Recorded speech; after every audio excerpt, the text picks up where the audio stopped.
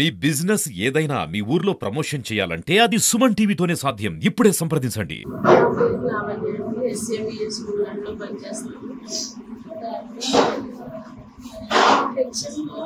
పెట్టే వేదన భరించడానికి ఇలా చేశానండి.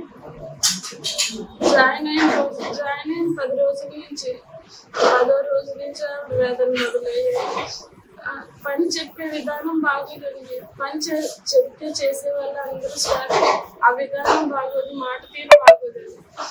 400 మంది పిల్లల మధ్యలో టీచర్ని తింటే ఎంత బాధ అనిపిస్తుందండి. స్టూడెంట్స్ మధ్యలో టీచర్ అని అడిగితే ఎలా ఉంటుంది సార్? మీరు టీచర్గా అనిపిస్తూ మీకు నిబద్ధత లేదు, ఉద్యోగం చేయడంలో నిబద్ధత లేదు, ఇటువంటి మాటలను ఉపయోగిస్తూ ఉంటారు. పని చెప్పేటప్పుడు పని చేశారా లేదా చూడండి. పని చేసినప్పుడు ఆ పని చేసినప్పుడు ఏ తప్పు ఉందో అందులో ఆ తప్పుని తీసి ఆ తప్పుని పదే తిడుతూ ఉంటారండి. అక్కడ పేరెంట్ ఉన్నా, స్టూడెంట్స్ పేరెంట్స్ ఉన్నా, లేకపోతే ఉపాధ్యాయులు ఉన్నా, స్టూడెంట్స్ ఉన్నా సరే తిడతారండి. చిన్న మాటలతో కాదు, పెద్ద రంగు వేసినట్టు ఏదో పెద్ద తప్పు చేసినట్టు మాట్లాడినట్టు టీచర్ని చూసినట్టు చూడండి. అసలు కొన్ని మనుషుల్లో కూడా చూడలేదు. ఏదో చేతికిరించుకున్నట్టు చిరాగ్గా పెట్టేసి ఆ కవలికలన్నీ చిరాగ్గా పెట్టేసి అప్పుడు ఆ సిచ్యువేషన్ ఎవరైనా ఉంటే అప్పుడే బాధేస్తుందండి. అంతమంది ముందు అలా అంటుంటే అప్పుడే బాధేస్తూ ఉంటారు. తోటి టీచర్స్ అందరూ చూస్తున్నా ఎవరు ఏమీ మాట్లాడరు. పైగా అందరూ సీనియర్ టీచర్స్, రిటైర్మెంట్ కి దగ్గరగా ఉన్న వాళ్ళు అందరూ, కానీ వాళ్ళు మాట్లాడరు. బాధేసి చెప్పుకుంటే ఆవిడ అంతే కదండి, మీరే సర్దికుపోండి అంటూ ఉంటారు. కొన్ని ఈ 2 సంవత్సరాలు సర్దికపోయినా పని చేసి తిట్టించుకోవడం ఎందుకు అనిపిస్తుంది. సెలవు అడగాలన్నా కూడా భయం అండి. లాస్ట్ ఇయర్ నేను సెలవులు మహా అయితే 11, 12 వాడానండి. రికార్డ్ చెక్ చేసుకోవచ్చు కావాలి. సెలవు అడిగితే నాకు ఎన్ఎంఎంఎస్ డ్యూటీ అప్ చెప్పారు. స్కూల్లో ఎన్ఎంఎంఎస్ మొత్తం నేనే చేయాలి. వాళ్ళ అప్లికేషన్ తీసుకోవడం దగ్గర నుంచి వాళ్ళ క్యాస్ట్ ఇన్కమ్ తీసుకోవడం దగ్గర అప్లై చేయడం అన్ని నేనే చూసుకోవాలి. సెలవు అడిగితే ఎన్ఎంఎంఎస్ వర్క్ అయిపోయిందని పెట్టుకోండి అని చెప్పేవారు.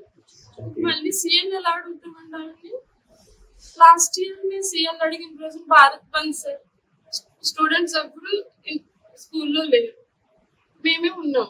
ఆ రోజు ఇంట్లో మా వదిన గారు శ్రీమంతం ఫంక్షన్ ఉందండి, సొంత వదిన గారు. ఆ రోజు సీఎల్ అడిగితే ఇలా అన్నారు, ఎన్ఎంఎంఎస్ వర్క్ అయిపోయిందని పెట్టుకోండి అన్నారు.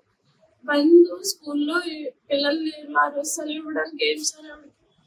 ఇంకా అప్పటి నుంచి ఆమె సీఎల్ అడగడమే మానేశాను. బాగా అవసరం నేను ఉండాలి అక్కడ అన్నప్పుడు మాత్రం సీఎల్ అడిగేదాన్ని. మామూలుగా అయితే సీఎల్ అడగడం మానేశాను. ఫ్యామిలీని వదిలేసుకున్నాను. అవసరమైన వాటికి మానేశారు అందరూ. కనకదుర్గ గారండి. ఆవిడ మాట విధానం ముందే బాగోదు. మామూలుగా చెప్పినప్పుడు ఇంక తిట్టినట్టు అనిపిస్తుంది. కో టీచర్స్ అందరూ ఆవిడ వైఖరి అలాగే ఉంటుంది కదా, మనమే సర్దుకోవాలి, వెళ్ళిపోతాం కదా ఇక్కడి నుంచి, ఇలా ట్రాన్స్ఫర్స్ పెడితే మనం ఎవ్వరూ ఉండదు, అందరం వెళ్ళిపోతాం, ఇలా సర్ది చెప్తూ ఉంటారు. సరే అని ఇన్ని రోజులు ఓపిక పట్టాం. కొన్ని ఏమైనా అనుకున్నాం. ఎన్ఎంఎంఎస్ విషయంలో చేసిన దానికి అసలు తట్టుకోలేకపోతున్నాను. పిల్లలు రిజల్ట్ వచ్చిన రోజు నేను ఫోన్ చేశాను సార్ పేరెంట్స్ కి. ఫోన్ చేస్తే ఒక స్టూడెంట్ పేరెంట్ తీసుకొచ్చి ఇచ్చేసారు ఏమేమి కావాలో సర్టిఫికేట్ వెరిఫికేషన్ పంపించాను. ఇంకో స్టూడెంట్ పేరెంట్ తీసుకురాలేదు. ఫోన్ చేసినప్పుడు నా దగ్గర ఉన్నా మేడం తీసుకొస్తాను అన్నా. ఉన్నాయి అంటే అప్లై చేసామనుకుంటాం కదా సార్, అప్లై చేశారు తెచ్చేస్తారు అనుకున్నాం. తర్వాత రోజు సాయంత్రం ఫోన్ చేస్తే ఒరిజినల్స్ కనిపించట్లేదు మేడం, ఆ నంబర్ పట్టుకెళ్తే గంటలో ఇచ్చేస్తాను, నేను మండే కల్లా తెచ్చేస్తానండి అన్నాం. అప్పుడు కూడా ఏమనుకుంటాం, తెచ్చేస్తామని అనుకున్నాం. మండే ఉదయం వచ్చి బాబుని తీసుకెళ్లి అప్లై చేసుకున్నాడు.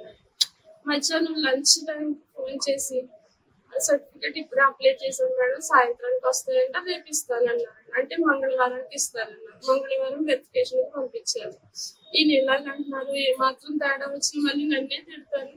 టార్గెట్ అలాగా మేమే కాబట్టి అని కంగారు పడి వాళ్ళని అప్లై చేసారా లేదా కనుక్కోమని ఇంకోసారి చెప్తే ఫోన్ చేశారు. 2 అప్లై చేసావా బాబు అని అడిగితే 2 అప్లై చేసామని చెప్పాడు ఆ పేరెంట్. సరే సచివాలయానికి వెళ్ళి కనుక్కుంటే క్యాస్ట్ ఒకటి అప్లై చేశారండి, ఇంకా అప్లై చేయలేదు. అది నా తప్ప సార్. ఫోన్ చేయలేదు కదా అని స్కూల్ అయిపోయాక వెళ్ళి 6 గంటల వరకు సచివాలయంలో ఉంది. నాకు 4 గంటలకు స్కూల్ అయిపోయిందండి. 6 గంటల వరకు ఉండి ఇన్కమ్ కూడా అప్లై చేయించి అక్కడ అప్లై అవ్వకపోతే మా వారు అమలాపురంలో చేస్తే అక్కడికి పంపించి చేయించి ఎంఆర్ఓ ఆఫీస్కి పంపించాము.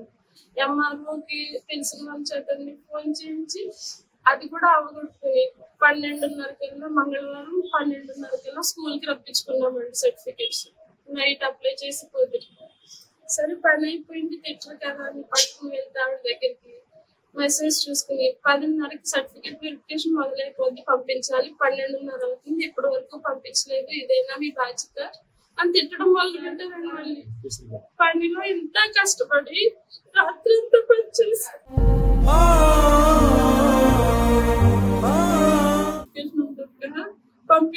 పంపించుకోవచ్చు కదా మేడం, పర్వాలేదంటే మీరు ఇలాగే సమాధానం చెప్తారా, వాదిస్తారా, హెచ్చరితో వాదిస్తారని నేను వాదించినట్టు మాట్లాడలేదు. పంపించచ్చు మేడం 4 గంటల వరకు అని చెప్తే 10:30కి వెళ్ళాల్సింది మీరు లేట్ చేశారు, మీకు నిబద్ధత లేదు. వాళ్ళ హస్బెండ్ అండి, అంటే ఆవిడ వల్గర్ గా మాట్లాడటం అలా కంటిన్యూస్ అరెస్ట్ చేయడం వల్ల ఈవిడ సూసైడ్ అటెంప్ట్ చేసిందండి. నేను టైంకి వెళ్ళి సేవ్ చేసుకోగలిగాను కాబట్టి సరిపోయిందండి, లేకపోతే మా ఫ్యామిలీ పరిస్థితి మా పరిస్థితి అనేది మాకే అర్థం కాదు. ఇటువంటి మరి తిరిగి రిపీట్ కాకుండా ఉండేలాగా అధికారులు అందరూ చర్యలు తీసుకోవాలని చెప్పేసి మీడియా ముఖ్యంగా అందరినీ కోరుకుంటున్నాను. ఇప్పుడు ఎంత పని చేసినా కూడా ఇంకా ఒత్తిడి తీసుకురావడం అనేది కరెక్ట్ కాదండి. ఎంత పని చేసినా తీవ్రమైన ఒత్తిడి తీసుకొచ్చి ఈ రోజు ఈ పరిస్థితి రావడానికి కారణమయ్యారు హెచ్ఎం గారు. దయచేసి ఏంటంటే ఇలా ఒత్తిడి తీసుకురాకుండా వాళ్ళ పని వాళ్ళు చేసుకునే వాతావరణం కల్పించాలని కోరుకుంటున్నానండి. రామం రాంబాబు, మాజీ జిల్లా పరిషత్ చైర్మన్, ఈ గన్నవరం జడ్పీటీసీగా పనిచేశాను. ఇప్పుడు టీడీపీ కన్వీనర్. మరి నిన్న ఈ గన్నవరం నియోజకవర్గం ఈ గన్నవరం మండలం ఉందండ హై స్కూల్లో చాలా విచిత్రమైన సంఘటన జరిగింది. దాని మీద లావణ్య అనే ఒక టీచరు కొన్ని స్కూల్లో ఇబ్బందుల వల్ల మరి ఆవిడ కంగారు పడి, చాలా బాధాకరమైన విషయం, ఆవిడ్ని రక్షించిన మరి డిఓ గారు, డిప్యూటీ డిఓ గారు, ఆ హై స్కూల్ టీచర్స్ బృందానికి ప్రత్యేక ధన్యవాదాలు. ఆవిడకి ఏమీ లేకుండా కోరుకోవటం చాలా మరి మంచి జరిగిందని మరి మేము అన్వయించుకుంటున్నాం. ఇలాంటి సంఘటనలు ఏమన్నా ఉంటే మరి ఈ మంత్రి లోకేష్ గారు చాలా శ్రద్ధ తీసుకుంటున్నారు. ఇప్పుడే మాకు పేపర్ చూసిన తర్వాత మేము స్టన్ అయ్యాము. నిన్న మరి మా దృష్టికి రాలేదు, ఎలక్షన్ క్యాంపెయిన్ లో ఉన్నాము ఆవుకుదురు మండలంలో. ఆ పేపర్ చూసి లోకేష్ గారు ఆఫీస్ నుంచి కూడా వెంటనే స్పందించడం, వెంటనే మేము ఈ రోజు హాస్పిటల్ వచ్చి ఆవిడ యోగ సామాన్లు తెలుసుకున్నాం. చాలా సేఫ్టీగా ఉన్నారు. ముఖ్యంగా ఈ హై స్కూల్ బృందానికి, టీచర్స్ బృందానికి, డిఓ గారికి, డిప్యూటీ డిఓ గారికి అభినందనలు తెలియపరుస్తున్నాను. ఇలాంటి సంఘటనలు జరగకుండా మరి గురువులు లాంటి టీచర్స్ కంగారు పడొద్దని నేను విన్నవించుకుంటున్నాను.